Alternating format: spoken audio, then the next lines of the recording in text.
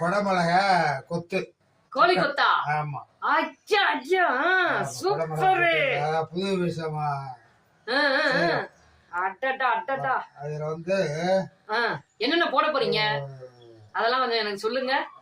வறுக்கிற தூள் கொஞ்சம், இஞ்சி பூண்டு விழுது கொஞ்சம், பெப்பர் தூள் கொஞ்சம், மல்லித்தூள் கொஞ்சம், இது எல்லாத்தையும் கலந்து அதுல போட்டு பெசறிடணும்.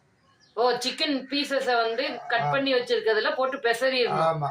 ஓ, பெசறிட்டு கடாயை வச்சு கடாயில வந்து கொஞ்சம் ஆயில் ஊற்றி கடுகு உளுந்த பிறகு போட்டு பொரிஞ்சு வர்ற சிக்கன் எடுத்து போட்டுற வேண்டியது. அதில் சிக்கன்ல இந்த பாருங்க குடமிளகா ஆட் பண்றேன்.